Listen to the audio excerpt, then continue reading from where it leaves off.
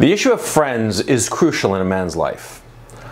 Friends are one of the most important things in your life because friends help you get through life. They help you understand life.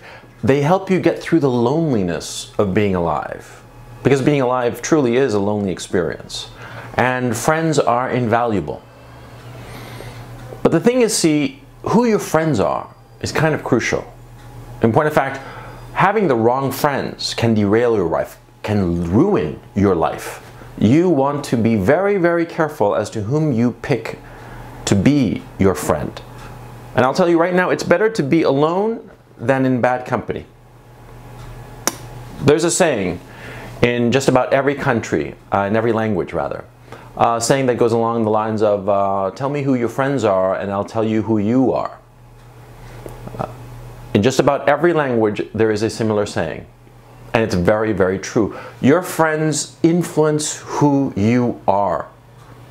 Often they can determine who you are.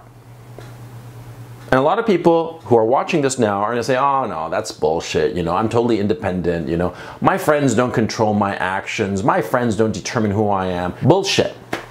Bullshit. Your friends determine your interests, your friends determine your behavior, your words, your actions, the things you pursue as a career. They are far more determinant than you want to acknowledge. Because we all want to have this illusion that we are independent beings, that we are independent men, our own men, and that nobody influences what we do. But that's just simply not true. Our friends influence us. Now, of course, when you're a little child, when you're a 6 or 8-year-old boy, it doesn't matter, you know, who your friends are. Yeah, because you have very little autonomy in your life. The problem becomes when you start to gain autonomy. Now, what's happened in the West, in the Western democracies, is that parents of adolescents have rescinded their responsibilities insofar as their children, and they have rescinded their responsibility to police their children's friends. Now, this is, of course, a huge mistake in Western civilization. And most young men recognize it, especially when they are older and have gained some experience. They say to themselves, why didn't my parents, you know, tell me not to hang out with this kid or that kid who is just a bad influence on me? You know, but it's the fashion. The fashion is that children, adolescents, 13, 15-year-old boys who don't know shit about anything, that they should be determining who their friends are. No, no, no, no, no. It's a mistake, but spilt milk, water under the bridge. Let's focus on your situation. Your situation is that, you know, you're a teenager, you're a 20-something, maybe even in your 30s. And you have a group of friends, right? Now, you see, your group of friends influences you for good and ill. Now, what you want to be doing is picking friends and making friends with people who can help you. Now, I'm not saying in a selfish way of people who can help you, like using people. No, no, no, no, no. See, what I'm saying is that there are some people, some friends, who pull you back, pull you down. They subtly kick you in the shins. How many times have you known some guy, great guy, cool, you know, fun to hang out with, great dude, great with girls, you know, lots of fun. But you say, oh, you know, I'm planning on doing this, you know, trying to get this job or trying to do this business. And the guy's like, oh, you know, I don't know, that looks real tough. I don't know, I wouldn't do it. And he sort of like, it takes the wind out of your sails. Just by his demeanor, just by a subtle feel, a subtle vibe, he's like, nah, you know, I don't think that's going to work out. And so like, it totally kills your vibe. It totally kills the energy and enthusiasm you had for something, right? How many times have you met such a guy? Lots of times, I bet, right? They are more common than not. Such people, those people who will pull you down, your friends, quote unquote. See, they're great to hang out with. They're great to, you know, have a beer with. They're great to, you know, be your wingman while you go out and chase girls. But even when you're chasing girls, they're going to say, oh, you know, that hottie, no, I don't think that, you know, you're in her league. You know those guys, right?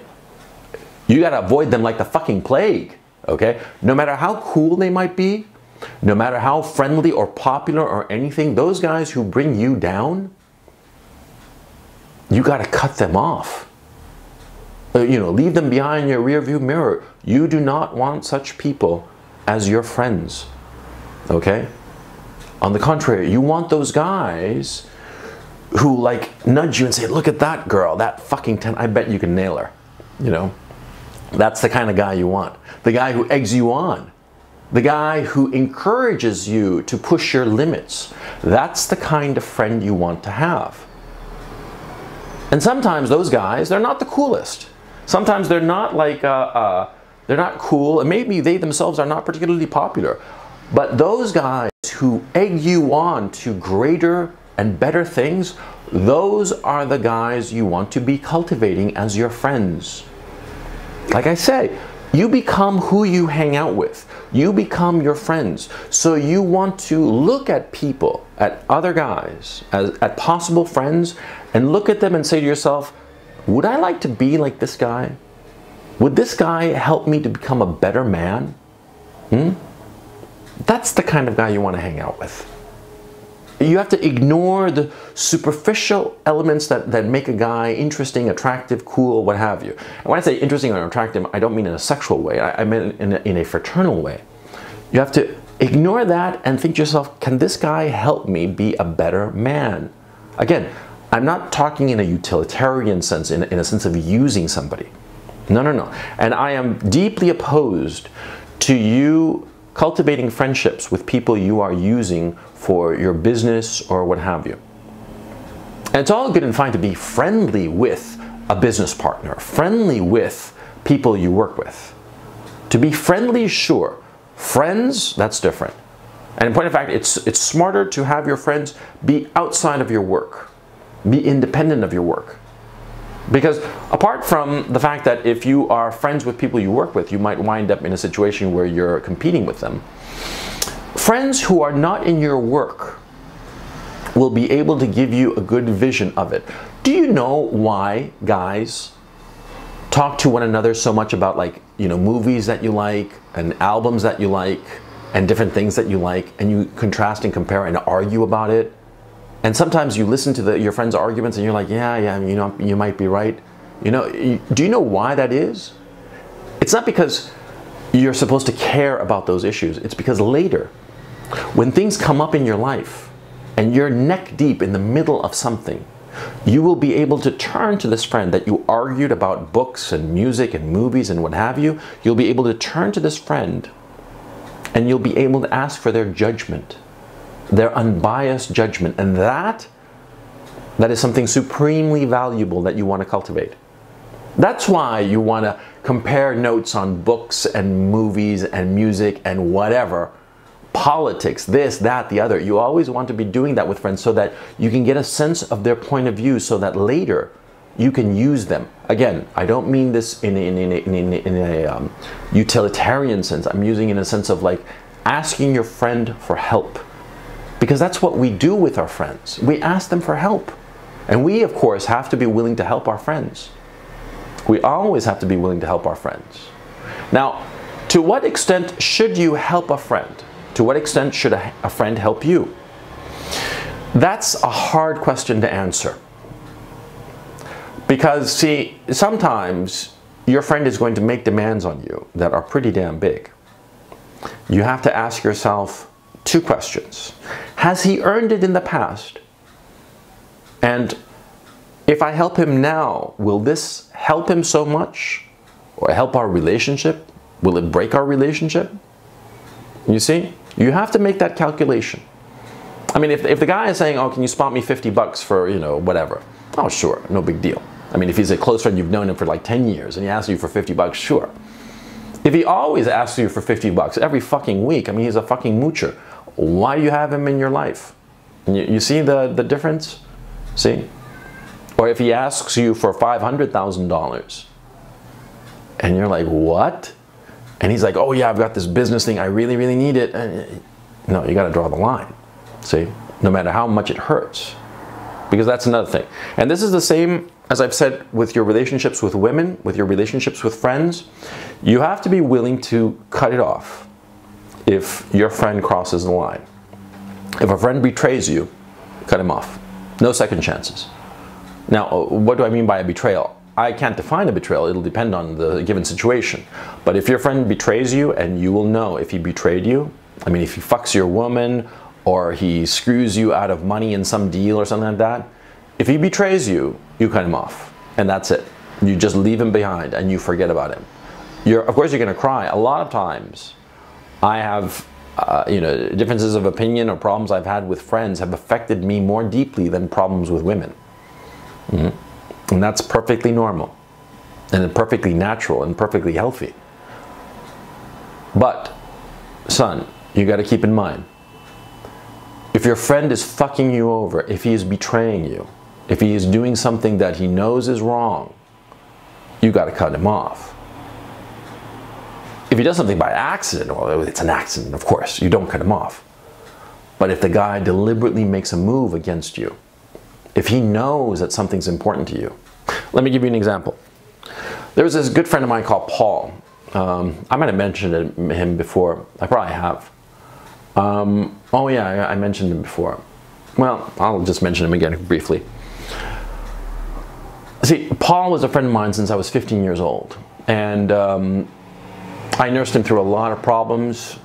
Through his divorce, through different problems. He was very successful at work. And one day, I had a situation, and I needed really good advice. Good advice, and I also needed him to put me in contact with some people that he knew, some business people. It wouldn't have cost him much, and he knew that I had my shit more or less together, but I needed his help. And when the moment came, he just didn't return my calls, and he just sort of ghosted on me for a while. And then when my situation improved, he called me back up, like a long-lost friend. Hey, how's it going? Blah, blah, blah. I told him, look, we're done. I cut him off. Because, see, I'd realized that over the years, he was only there when things were good, when we were all in the champagne room. When things were tough, he was always just not around. When he had problems, he would call on me, call on some other people, people that we, a little group that we've known each other since we were kids, right? But when things got tough, he was never around. When things are tough for us, when things got tough for me, I needed his help. I needed good advice, and I needed him to put me in touch with a couple of people who were very crucial to my business at that time. People whom he knew well, and that he could put in a good word for me and help me out of the situation that I was in. I wasn't asking him for money. I wasn't asking for anything that would make his life difficult. And he knew me enough to know that I wasn't going to make a fool of myself if I got in touch with these other people. It was perfectly reasonable for me to be in touch with these other people. He knew that I needed his help, and when I asked for his help, so I cut him off. And that's what you should do. When you discover a friend is just betraying you, or a friend is not really your friend, he's not going to sacrifice anything or even give you help and assistance when you need it, and it is easy and doesn't cost him anything. Such friends are not your friends, and you got to cut them off. Look, I'm realizing as I'm doing this video that this is the first approach to this problem, and I'm going to be doing a lot more videos on friendships, because friendships are a key issue, and they're not spoken enough. I don't think I've done many videos on friendship or mentioned friendship. I don't recall offhand, but my point, friendships between, first of all, always remember, there's no such thing as friendship between men and women. The sex thing always gets in the way. Anybody who says differently just doesn't know what the fuck they're talking about, okay? I'm talking about friendships with men, non-homosexual men, of course, okay? Now, I don't think that I haven't done a lot of videos on friendship. I'm sure that there are lots of videos, but I'm realizing now as I'm doing that this is going to be the first of several videos on this particular topic, because it's really an important topic.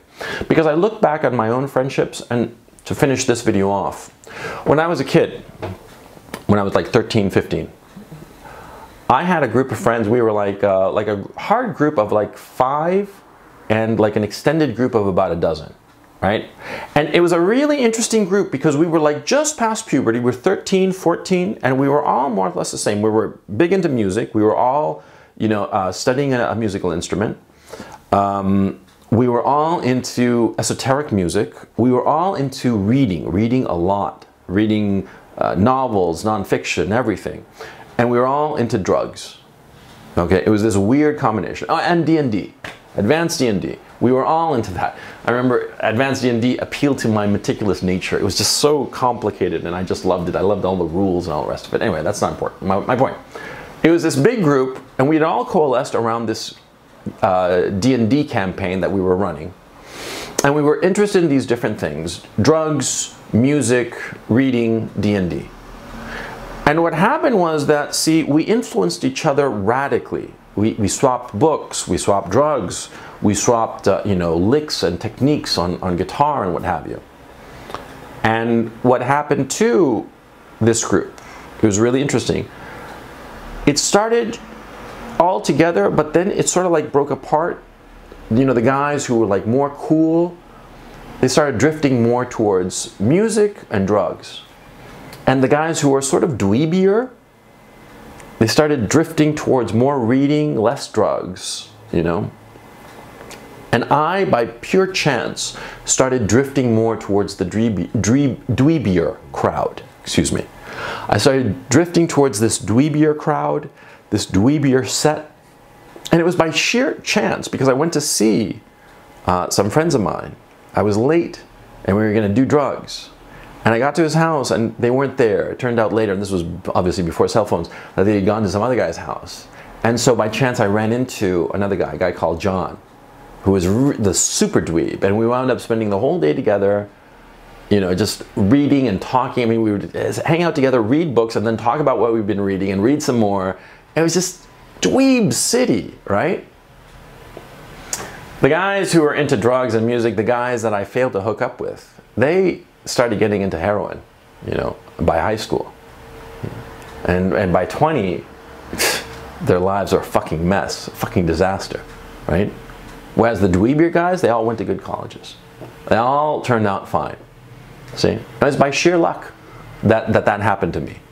That, you know, one day in 1981, wait, it must have been like around January of 82, that day happened, just before my 14th birthday. By sheer chance, I went to see one group of guys, and I wound up hooking up with some other guys, and my life took a totally different direction. And that was because of the friends I had. So, I'll talk more about friends at a later opportunity, but this is like a first approach. So pay attention to this issue.